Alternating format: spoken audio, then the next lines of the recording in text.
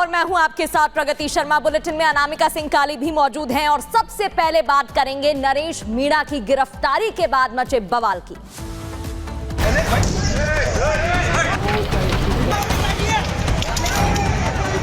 आप बताइए सच क्या है?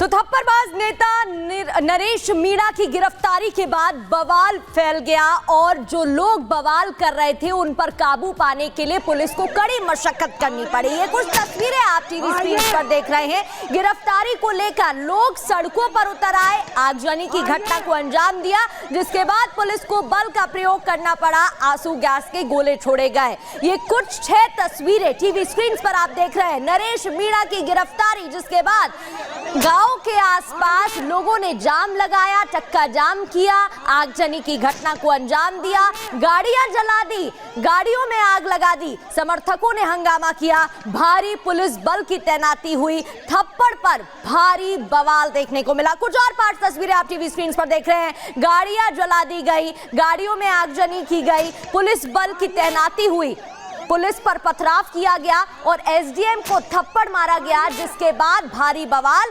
देखने को मिला। तो ये 5 तस्वीरें टीवी स्क्रीन पर आप देख रहे हैं। टोंक में टकराव और तनाव की जो हालात है वो लगातार बढ़ते दिखाई दे रहे हैं। तो टोंक में हंगामा है, उपद्रव है, जमकर बवाल है, लेकिन पूरा मामला क्या है रिपोर्ट में दिखाते हैं।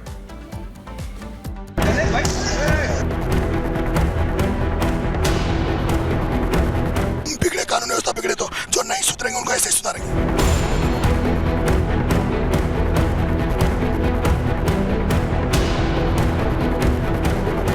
सैकड़ों की संख्या में पुलिस फोर्स,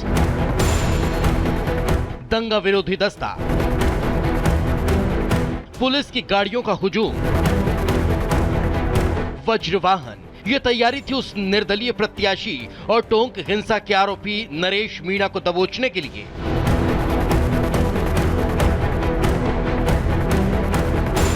गिरफ्तारी से पहले समरावता गांव के बाहर करीब 2 घंटे तक पुलिस ने पूरी तैयारी की और फिर शुरू कर दी चढ़ाई। लोगों से शांति की अपील के साथ पुलिस फोर्स मार्च करते हुए गांव में घुस गई। शांति व्यवस्था बनाए रखें, कोई व्यक्ति कानून हाथ में ना ले, सभी शांति व्यवस्था बनाए रखें, कोई व्यक्ति कानून हाथ में ना ले। मीणा लगातार बुधवार की हिंसा के लिए पुलिस पर आरोप लगा रहा था, लिहाजा उसकी गिरफ्तारी की प्रक्रिया की रिकॉर्डिंग हुई। जो मीडिया के सामने आकर गिरफ्तारी की बात कह रहा था, जब पुलिस ने उसे दबोचा तो घबरा गया, गिरफ्तारी का विरोध करने लगा, भागने की जुगत में लग गया। देखिए, उसको समझाइश की गई कि कानून हाथ में ना ले और अपने आप को समर्पित कर दे। और इनिशियली वो मूड में नहीं थे, लेकिन पुलिस की तैयारी को देखते हुए उनको झुकना पड़ा। जो भी धाराएं उनके लगेंगी राजकारण में बाधा, आगजनी करने के संबंध में, वो सब उन पर जो भी विदित हो गए वो कार्रवाई की जाएगी। आप इस बस के अंदर देखेंगे नरेश मीणा को, इस बस के अंदर जो आप वज्रवाहन की गाड़ी देख रहे हैं, सीनियर ऑफिसर ने नरेश मीणा को इसके अंदर बिठाया और अब जो गाड़ी है वो बाहर की तरफ जा रही है। तस्वीरें बिल्कुल क्लियर है, क्योंकि पैदल चलकर गांव के बाहर तक पहुंचना उसमें काफी समय लगता।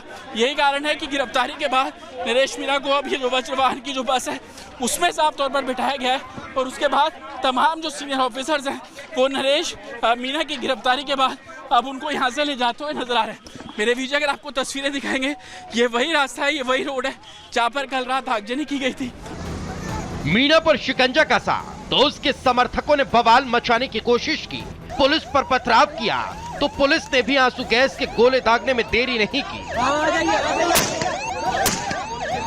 कुछ लोग यहाँ पर इकट्ठे हुए थे, उनको अब पूरे तरीके से हटाया गया है, क्योंकि कुछ ऐसे लोगों की भीड़ थी जो लगातार ये बात कर रहे थे। आप ये देखिए कि आंसू गैस के गोले जो है वो यहाँ पर छोड़े गए।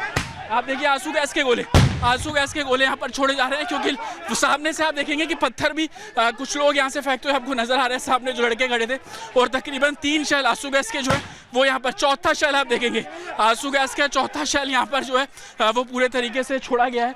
तो कहीं ना कहीं जिस समय गिरफ्तारी की जा रही थी उस बस को, वज्रवाहन की बस को ले जाया जा रहा था, ये 5वां राउंड आप देखेंगे कि आंसू गैस का जो 5वां शेल है वो यहाँ पर फोर्सेस के द्वारा साफ तौर पर छोड़ा गया है। और आप तस्वीरों में साफ तौर पर देखेंगे कि कैसे गिरफ्तारी के समय कुछ लोग आए, उन्होंने फोर्स को घेरने की कोशिश की। मीणा समर्थकों ने उस सड़क पर प्रदर्शन किया जिससे होकर मीणा को ले जाया जा रहा था। सड़क जाम कर उस पर आग लगा दी गई, लेकिन फोर्स की चुस्ती ने दंगाइयों की सारी हवा निकाल दी। विरोध की छिटपुट कोशिश हुई तो पुलिस ने आंसू गैस दागे और उत्पातियों से रास्ता खाली करवा दिया। फिर नरेश मीणा को ले जाया गया। कौन लोग थे? नरेश मीणा समर्थक ही थे सारे के सारे? संभवतः उसी के समर्थक होंगे। जगह जगह जाम लगाने की कोशिश है। हाँ, जाम खुलवा दिया ना भाई, जाम खुलवा दिया है, जाम खुलवा कंट्रोल में है पूरी, बिल्कुल कंट्रोल में रहेगी, आप निश्चिंत रहे। तो हाईवे इसको बंद कर दिया गया था, जो लकड़ी थी वो डालकर जो समर्थकों ने हाईवे को बंद किया। फार्मिंग में इस्तेमाल होने वाले ट्रैक्टर के साथ जो इक्विपमेंट्स होते हैं उसको सड़क के बीच में रखकर हाईवे बंद करने की जो कवायद है वो तेजी की गई थी, लेकिन अब उसको पूरे तरीके से हटा लिया गया है। लेकिन जो पथराव किया गया उसके सबूत आपको सड़कों पर नजर आ जाएंगे। आप ये देखिए, इतने बड़े पत्थर जो है वो लगातार पुलिसकर्मियों के ऊपर फेंके जा रहे थे और खुद को बचाने के लिए पुलिसकर्मियों के पास जो प्लास्टिक की उनकी शीट है उसका वो लोग इस्तेमाल कर रहे हैं। टोंक की हिंसा मामले में अब तक 4 केस दर्ज हुए, 60 लोग गिरफ्तार किए जा चुके हैं। लेकिन नरेश मीणा पर टोंक हिंसा के साथ साथ पहले के मामलों को लेकर भी जांच होगी। लेकिन नरेश मीणा की गिरफ्तारी इस लिहाज से भी इंपॉर्टेंट थी क्योंकि सुबह आईजी ने रिपब्लिक भारत से बात करते हुए साफ तौर पर कहा था कि उनकी गिरफ्तारी जो है वो इसलिए की जाएगी क्योंकि 2 दर्जन से भी ज्यादा मामले उनके ऊपर दर्ज है। 4 मामले तो ऐसे थे जो कि कल ही इस पूरे मामले में रजिस्टर कर लिए गए थे, जिसमें एसडीएम को थप्पड़ मारना, सरकारी काम में बाधा देना और लोगों को इकट्ठा करना, तमाम ऐसे मामले थे जिस मामले में कल ही फ्रेश एफआईआर दर्ज की गई थी। नरेश मीणा गिरफ्तार हो गया है, लेकिन जिस बात का डर था टोंक में वही होता दिख रहा है। मीणा के समर्थक और टोंक के उपद्रवी फिर से उत्पात मचाने लगे, जिस पर पुलिस नकेल कसती नजर आ रही है। Bureau report, Republic Bharat. तो टोंक के हंगामे के बाद अब बात दिल्ली की, जहां पर दिल्ली पुलिस की ओर से अपराधियों के लिए ऑपरेशन कवच चलाया जा रहा है और दिल्ली पुलिस के इस ऑपरेशन के बाद अपराधियों में भगदड़ है, दहशत है। हालात यहां पर यह चला है कि बीते 3 दिनों में दिल्ली पुलिस की ओर से कई अपराधियों का एनकाउंटर किया गया तो कई बड़े गैंगस्टर्स को सलाखों के पीछे भी पहुंचाया गया है। रिपोर्ट दिखाते हैं आपको।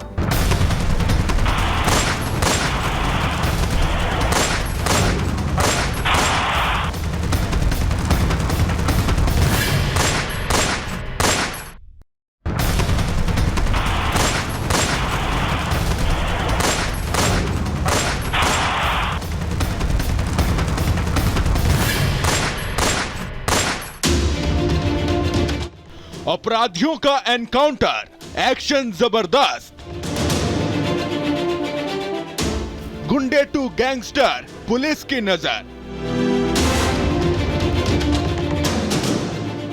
दिल्ली पुलिस ने अब गैंगस्टर्स पर चौतरफा प्रहार करना शुरू कर दिया है।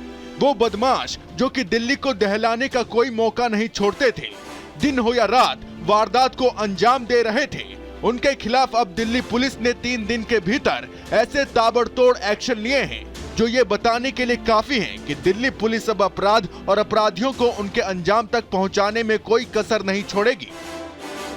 कल दिल्ली पुलिस ने मुठभेड़ के दौरान शूटर मोगली को गिरफ्तार किया था और आज टिल्लू ताजपुरिया गैंग का शूटर निहाल भी पुलिस के हत्थे चढ़ गया।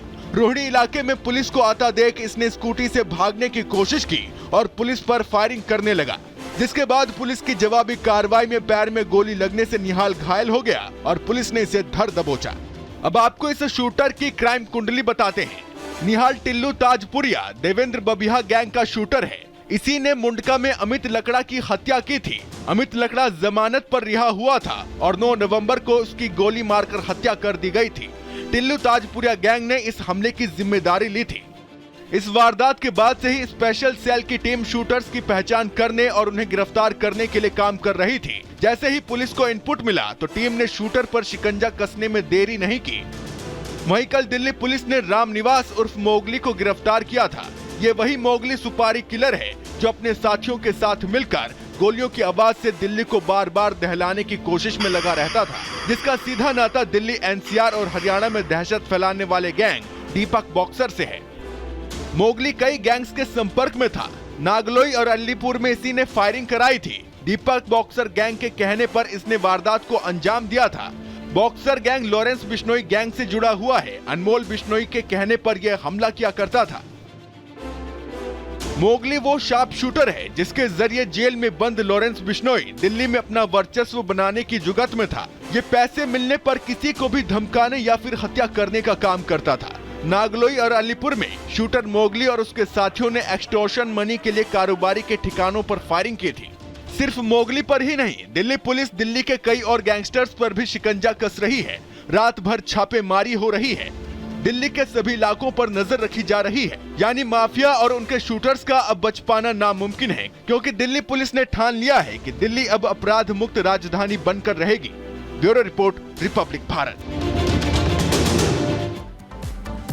और उत्तर प्रदेश में अपराधियों की शामत आई हुई है। पुलिस अपराधियों के लिए आफत बन गई है और पुलिस की बुलेट चुन चुनकर अपराधियों को निशाना बना रही है। इन आरोपियों को लंगड़ा कर रही है। रिपोर्ट देखिए।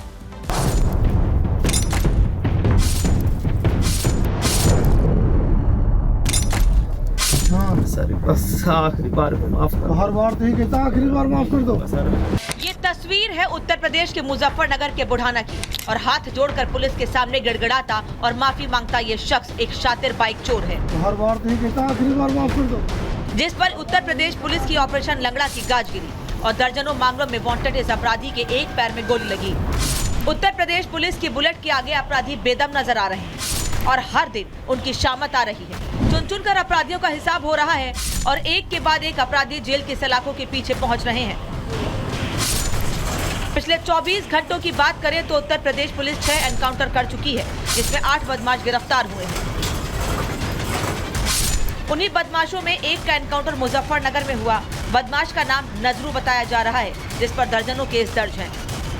एक व्यक्ति संदिग्ध दिखाई दिया, आता हुआ दिखाई दिया और उसने पीछे मुड़ा और क्राउन स्कूल की तरफ भागा।